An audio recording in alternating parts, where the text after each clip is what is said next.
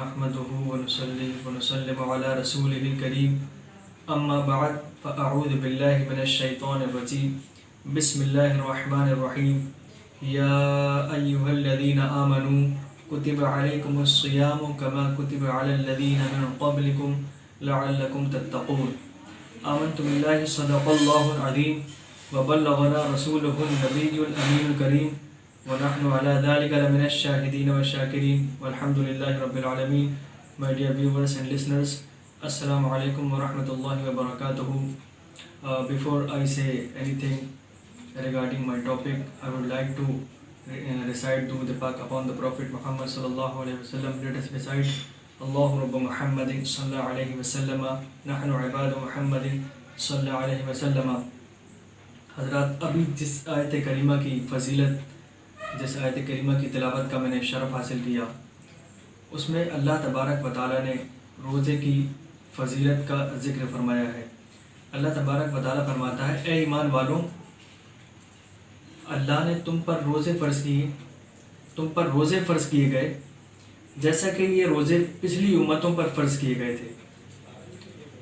تو اس بات سے پتہ لگتا ہے کہ روزے ہم پر جو فرض ہوئے ہیں تو صرف ہم پر ہی فرض نہیں ہوئے ہیں، بلکہ ہم سے پہلے جتنی امتیں گزری ہیں ان پر بھی روزے فرض تھے. بس فرق یہ ہو سکتا ہے کہ روزہ رکھنے اور روزے کے دنوں میں اور روزے کے طور طریقے میں اختلاف ہو سکتا ہے، لیکن روزہ تمام امتوں اور تمام شریعتوں میں رکھا جاتا تھا، اور اللہ تبارک و تعالیٰ نے اس سے پہلے بھی روزے فرض کیے تھے.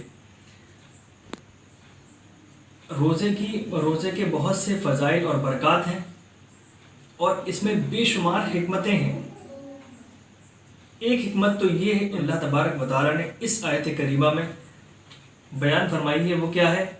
لعلکم تتقون، کہ تم جو ہے پرہیزگار بن جاؤ، نیک بن جاؤ اور گناہوں کو چھوڑ دو. پتہ چلا کہ نفس کی سرکشی اور نفس امارہ، جو ہماری جو انٹرنل پاور ہوتی ہے، ہماری اندرونی قوت جو ہوتی ہے، گناہ کروانے کی طرف ہمیں جو ہے موٹیویٹ کرتی رہتی ہے، انسپائر کرتی رہتی ہے. اس قوت کو ٹھنڈا کرنے کے لیے، اس قوت کو دبانے کے لیے روزے کا حکم دیا گیا، تاکہ ہم جو ہے نیک بن جائیں. اور اس متعلق بہت سی احادیث آئی ہیں. ایک حدیث پاک، چند احادیث پاک میں آپ کی خدمت میں پیش کرتا ہوں. عن ابی ہریرہ قال قال رسول اللہ صلی اللہ علیہ وسلم من صام رمضان وقامہ ایمانا واحتسابا غفر له ما تقدم من ذنبہ. یہ حدیث پاک حضرت ابو ہریرہ رضی اللہ تعالی عنہ بیان فرماتے ہیں کہ اللہ کے رسول صلی اللہ علیہ وسلم نے فرمایا، جس نے ایمان کے ساتھ اور ثواب کی نیت سے روزے رکھے اور راتوں میں قیام کیا، اس کے سابقہ گناہ بخش دیے جاتے ہیں. سابقہ پریویس سینس، پچھلے گناہ جو ہے بخش دیے جاتے ہیں جو کر چکا ہے.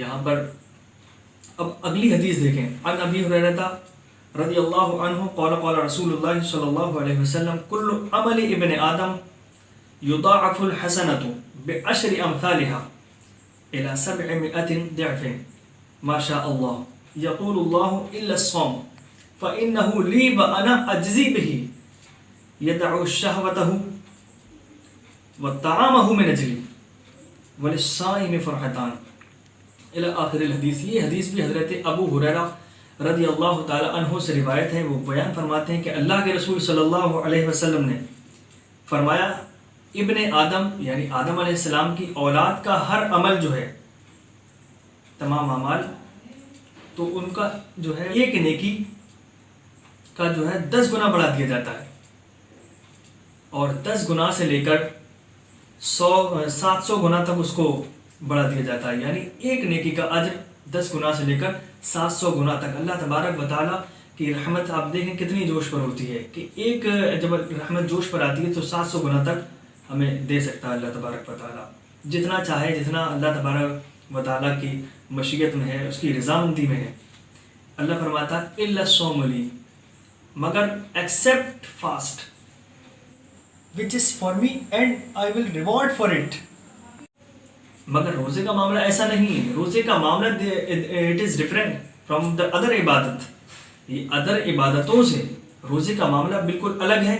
اللہ فرماتا ہے روزہ میرے لیے ہے اور اس کا بدلہ میں خود دوں گا. تو سوال اٹھتا ہے کہ باقی عبادتوں کا بدلہ اللہ نہیں دیتا ہے؟ دیتا ہے. باقی عبادتوں کا بدلہ اللہ نے فرشتوں کے سپرد کر رکھا ہے کہ فرشتے اس کا ریوارڈ دیں، اس کا ایوارڈ دیں. لیکن روزہ جو ہے اللہ تبارک و تعالیٰ ہی کے لیے خاص طور پر رکھا جاتا ہے. خصوصی عبادت ہے کہ اللہ تبارک و تعالیٰ کے لیے بندہ بھوکا رہ رہا ہے، بندہ پیاسا رہ رہا ہے، اس کے سامنے کھانا رکھا ہے، اس کے سامنے اچھے اچھے مشروبات رکھے ہیں، اچھی اچھی ڈشز رکھی ہیں، اچھے اچھے میلز رکھے ہیں، بٹ وہ کھانے کو نظم بھی نہیں کرنا چاہتا. کیوں؟ رضائے الہی کے لیے کہ اللہ تبارک و تعالیٰ ہی کی وجہ سے وہ جو ہے کھانے سے، پینے سے اور اچھی اچھی مشروبات سے خود کو روکا ہوا ہے. اس لیے اللہ تبارک و تعالیٰ فرماتا انا اجزی بہی، اس کا بدلہ میں خود دوں گا. یدع شہوتہ، اپنی ڈیزائرز کو، اپنی خواہشات کو چھوڑے رکھتا ہے. وطعامہ من اجلی، اللہ کی وجہ سے اپنے کھانا پینا سب جو ہے بند کر دیتا ہے. اور آگے حدیث کے الفاظ وہ سنیں، وللصائم فرحتان، اور روزہ رکھنے والے کے لیے دو خوشیاں ہیں. پہلی خوشی دنیا میں ہے، دوسری خوشی آخرت میں ہوگی. پہلی خوشی کیا ہے؟ پہلی خوشی اس کو جب ملتی ہے جب وہ روزہ کھولتا ہے. دوسری خوشی اس کو آخرت میں ملے گی. وہ کب؟ جب اللہ تبارک و تعالیٰ کا اس کو دیدار نصیب ہوگا، جب اس کو ملے گی. خلوف فم الصائم اطیب عند اللہ من ریح المسک، یہ بھی حدیث پاک کے الفاظ ہیں.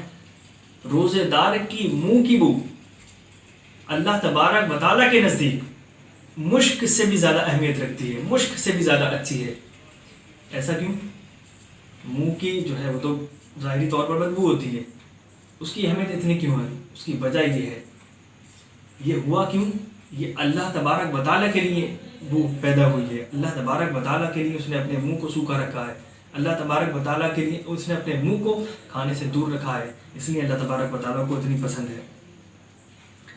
آگے ہمارے پیارے آقا صلی اللہ تبارک و تعالیٰ علیہ وسلم فرماتے ہیں جنت میں 8 دروازے ہیں، ان میں ایک دروازے کا نام ریان ہے.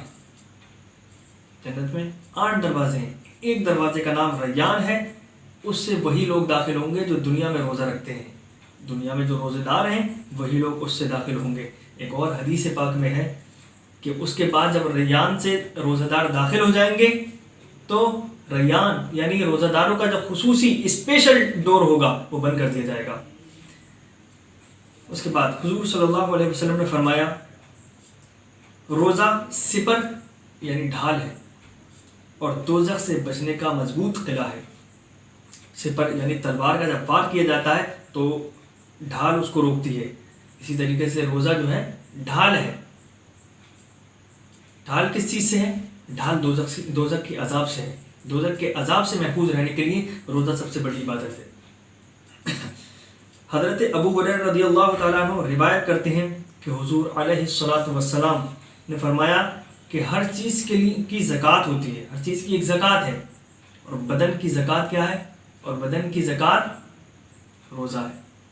زکوٰۃ کہتے ہیں صاف کرنے والی چیز کو، پاک کرنے والی چیز کو.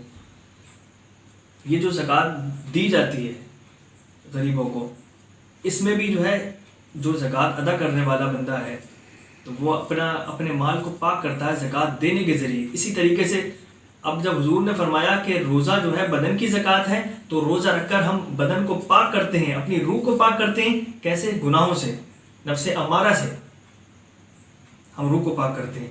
اور روزہ نصف صبر ہے، روزہ آدھا صبر ہے.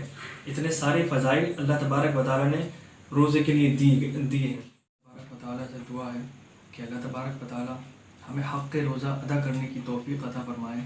اس لیے کہ روزہ صرف کھانے پینے سے رکنے کا نام نہیں ہے، بلکہ تمام برے کام، تمام بری باتیں، جھوٹ، غیبت، چغلی، حسد اور دیگر دوسری برائیاں چھوڑ دینے کا نام روزہ ہے. اللہ تبارک و تعالی ہمیں حق روزہ ادا کرنے کی توفیق عطا فرمائے. وما علینا الا البلاغ. السلام علیکم ورحمۃ اللہ.